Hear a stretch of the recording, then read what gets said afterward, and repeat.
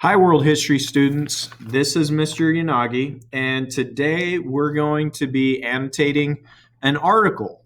So there's two things that we're going to be doing that really fit into our objective. First of all is how to annotate, and really doing this correctly. We're going to be identifying the main points of a current event article using annotation. And then secondly, I'm going to show you how to do this through a tool called Cami, because you're going to need to submit this digitally. And so we're going to be practicing the tools of Cami for you to be able to annotate correctly using a digital tool and then submitting it. Okay, so first of all, what is annotation? Number one, annotation is making notes, making comments, or writing questions on the reading. It is a way to make the most out of your reading. It makes it easy to find important information quickly when you review. Now, students, it doesn't matter what class you're taking, annotation is going to be a big benefit to you in any class or any text that you're reading. It allows you to make notes and go back later and study the main points and find the main points. Annotation is also a great tool to look up words that are unfamiliar and define them. So there's lots of practical benefits to the skills of annotating. An annotation has three parts. Number one, a highlight. Number two, a symbol. And number three, a sentence. For an annotation to be complete, you have to have all three parts. So don't forget the sentence at the end. Okay, so let's look at each one of these parts. This slide looks like there's a lot of information here, but it's really quite straightforward. On the left-hand side, you have all of your symbols, and there's 7 different ones to choose from as you're annotating. The middle column says what that symbol represents, and the last column talks about what you do with your comment, okay? So take for instance the first symbol, which is a plus sign. If you agree with what the text or author is saying, then you can highlight that portion, you can add a plus sign, and then for your comment, you're going to explain why you agree with the text or the author. Okay, same thing with the disagree. You highlight that part, you put a minus symbol for your symbol part, and then you explain why you disagree with the text or author in your comment. So those are your 3 parts. These other ones are great too. An asterisk or a star symbol is for information that you find important or just key information. And then for your comment, you're going to summarize that information in your own words, right? The important information that you want to come back to. The next symbol is an exclamation point. A lot of times you'll be going through and reading something, and it will, something will surprise you, or something will be interesting or hard to believe. Then in your comment portion for the sentence, you're going to explain what about the information was surprising or interesting. The next one is a question mark. So again, many times you're reading and some questions come to your mind about information that's not in the text, right? You just begin to wonder, oh, I wonder about that. I wonder about this. Just information that's missing. For your comment, in those instances, you would compose a question to express what you are confused about or what question you have. Getting more towards the bottom here, the equal sign is great for information that reminds you of something that you've already seen or read or heard before in the past, right? If something comes to your mind when you're reading, that's going to be the point to put the equal sign. And we'll talk a little bit about that. In the comment, you would discuss the connection you're making between this information and previously read or heard information, things that you've known before previously to reading this text. And lastly is the circle. Okay, so these are for words that are not familiar to you, and you're going to circle them. And then for your comment or your sentence, you're going to look up the word and write the definition in the margin. Okay. Now, like I said, it looks like there's a lot going on here, but these symbols really get to be very quick and very helpful for you once you get the used to using them a little bit. This is a cheat sheet that I've provided for you in the calendar. So you can take a look at this sheet. You can even print it out if you would like. It has all of your symbols there, and for you to have a quick reference as you're going through and reading this. Okay, so we're going to open an article right now, and we're going to do the first couple of pages together. And I'm going to open it in Cami and show you how to open it in Cami. And then I want you to follow along, and you can do the annotations. You can copy my annotations, as you go. But then you're going to be asked to do the last 3 pages of the article on your own. Okay, so for now, go ahead and follow along with me as we open this assignment and I show you how to do it. This is what the assignment looks like in your classroom. Okay. Once you open up the assignment, it will come to this view and you'll be able to access the article right here. So if you click on that, it will come up like so in your preview box. Now, you need to click here. Many of you will not have this blue button over here that says open with Cami. So you go to the middle, you click open with, and it says annotate with Cami. So you click on that button, and then that opens the same article in Cami where you'll be able to add your annotations. Okay. This article really stood out to me because what you're going to be reading here are students' reaction to society getting shut down last March, April, May, as they were closing out their school year, just like you guys. We're dealing with the effects of the coronavirus. Students across our nation and world were dealing with the same things.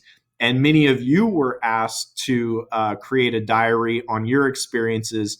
And that's a little bit what we're going to be reading today, right? So this is articles entitled Coronavirus Diaries. And go ahead and follow along as I read to you. And then we'll decide how we're going to start applying these annotations. So teenagers reflect on how their lives have been upended by the COVID-19 pandemic and what they're trying to learn from the crisis. Okay, so the little introduction here at the bottom of the page. For weeks now, Americans have been forced to adjust to a new normal. As for the coronavirus, officially known as COVID-19, has ravaged communities around the globe. With hospitals overrun with patients, many states have taken the drastic steps of shutting down schools and all non-essential businesses, ordering people to stay indoors as much as possible to try and halt the spread of the virus. The effect on workers has been devastating. Millions have had to file for unemployment. For many teenagers, the stress of worrying about their health and their family's well-being has been compounded by the challenge of finishing their school year online, cut off from their classmates. In these essays, 5 high school students discuss how their lives have been dramatically changed during the COVID-19 pandemic and what it might mean for their futures. Okay, so there's one part in particular that jumped out at me when I was reading this portion, this paragraph, and it may have jumped out at you as well because you might be able to identify with it. Okay, so I want to go first to the markup. So if you go over here to the left and you click the markup tab, and then you want to make sure that box highlighter is selected, and that gives you a little T for your cursor. And if you scroll over here, I want to highlight this part here about the challenge of finishing the school year online cut off from your classmates, right? You say, man, I could identify with that. The end of the school year was really hard. So I draw my box, I highlight those lines, and then I need to make my comment, right? My symbol and my comment. So I go over here to comment and I click text comment and I drop a little button. Okay, so a little green dot shows up and I can move that around and move it to the front side. And then this box on the right hand side. And what I'm going to do is put a plus sign.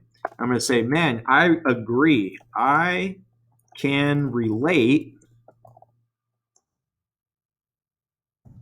The end of the school year was really difficult. I never thought I'd miss going to school. And I hit enter, and it enters that comment. So I've done an annotation on the first page. I've highlighted some text. I've put a symbol that I agree with that comment. And then I said what it is that I agree with and how I agree with what the text is saying. Okay? And that is how you do an annotation. Let's scroll down. Let's do some more on the second page here. And this one's from Haley, age 17. You have some pictures here. This is crazy. This is a grocery store in New York City. I mean, just people out shopping for groceries in full hazmat suits. So that's pretty crazy. This is a virtual graduation that took place in Japan. There's a photograph of that there. Haley from New York City, she says, I write from my 7th day of self-quarantine. For the first time in my life, New York looks dead. No cars, no honking, and no bustle. My phone lights up with a new headline about the pandemic. About every 20 minutes, the death toll outside my door rises. You know, that is a shocking picture that Haley paints of what New York City looks like, you know, at this time. And I want to go to markup, and I've got my cursor there, and it's turned green right here where she talks about New York looking dead, no cars, no honking, no bustle. It's really hard to picture. And so I want to be able to come back to this. I'm going to go to comment, and I've got my green dot there, and I can drop that green dot right there. And then in my comment section, I can just make a star and just comment on this. This is the major historic, got to spell it correctly, historic event of my lifetime so far. Okay, so 2020 is not done. Hopefully we don't have too much more craziness. But you know, I want to be able to come back to that, because this idea of what New York looks like and how life is so dramatically different during this pandemic is something. It's a major point, you know, that she's making there. Okay, let's continue. My skin is cracking from my 17th hand sanitizer application. Okay, I'm sure some of us can relate to that. I haven't seen my friends in a week unless it's through a screen, and I've been wearing the same pajamas for longer than I'd like to admit. I don't know the next time I'll see my school again, but it will probably be my last. The last months of my senior year are gone, robbed by the coronavirus. I'll be doing my schoolwork in the silence of my own home instead of being surrounded by voices I've known for almost 4 years. Before the virus, I remember begging for school to end. I didn't care about prom or senior activities. They seemed like trivial obligations. And I was so ready to leave the people of my high school. That's really interesting that she makes that comment. I mean, here she's a senior. She's going through this major event at the end of her senior year. And I just like to make a quick little markup on that box highlighter. And this part here where it says, I didn't care about my prom or senior activities. They seemed like trivial obligations. That's interesting to me. I'm going to go ahead and drop a text comment right there. And I'm going to say, you know what? I disagree with that. Minus sign. I disagree with that. I disagree with not caring about the end of the year activities. Okay. It'd really suck to have all of that taken away. Okay. I heard a lot from seniors who were extremely disappointed that the all of the activities that define the end of their senior year, their end of the high school career, the end of their schooling career, was all going to be different, right? No graduation, no prom, no senior trip, all of those things that they missed out on. So that was interesting that she had that perspective that before she didn't really care about it. Here I did something on accident. I dropped another comment box, and it's really easy to get rid of. All you got to do is go over here to the right hand side and click the X, and it backs out of that. So that was good. Okay, so let's keep going. Let's see if we can find any more on this page, and then there's a couple more pages that you'll do on your own, okay? So continuing on with Haley, she said, now I don't know whether I will get a yearbook or graduation or prom. I'm hoping, pathetically and fearfully hoping, that I will get to walk across the stage and receive my diploma. I hope that I can dance with my best friends as my teachers linger awkwardly near the food. When you count on something so much, you don't realize until it's gone. The class of 2020 will have to go without a real senior year and all of the closure that comes with it. Will I get to clean out my locker in June? Will I get to hug people goodbye? Will I get to feel it, that promised feeling when you close your eyes and think, I'm done. I'm really done here? The answer is probably not, but I think we'll all look back on this with a sense of solidarity that we lived through these life-changing events together. Okay? That's an amazing way to put it, and there's one last comment that I want to make here. The thing that jumps out at me is this comment right here. The answer is probably not. When she wrote this, it was May 11th, and she hadn't had the graduation, end of the year yet. She didn't know whether any of those things were going to happen. So I highlighted that part, and I'm going to go to the comment, and I'm going to drop a box. Got my little dot there, and the box comes up on the right. And I want to make a question mark because I wonder if her high school was able to have a virtual graduation, right? Or if they got to walk the stage like we did. Our seniors came. We took video of them walking the stage. I mean, it was different. It obviously wasn't the same, but it was something. It was a cool, neat event to give closure for their senior years. So that's a question there that I had. I hit enter, and it enters my comment there. Okay, so in these 2 pages, I have 1, 2, 3, 4 annotations. What I would like you to do is finish the last 2 pages on your own. So the last 2 pages are the only ones that I'm going to grade, okay? And you're going to read those, and you're going to finish filling those out with the markups, box highlighter, and the comments. Don't forget the symbol, right? And your sentence in dropping those in there and making those comments. Okay? I want to go back to my PowerPoint now and finish this part of it up. Okay? You're going to finish the rest of the article with your own annotations, the last 2 pages. I would like you to complete between 5 and 8 more annotations on those remaining 2 pages. So 5 at the minimum. We did 4, and that was like a page and a paragraph. So you've got 2 pages, so you should be able to do 5. And at minimum, you can do 8, up to 8. And spread them out, right? Don't do all 8 annotations on page 3. And then not doing anything on page 4. So spread them out to the end of the article. And then you're going to submit these in Classroom. Okay? So that's all we have for you today. Thank you so much for watching this video. And hopefully that gives you a really good idea about what annotation is all about. If you have any questions about using Kami or the assignment, make sure to message your teacher right away.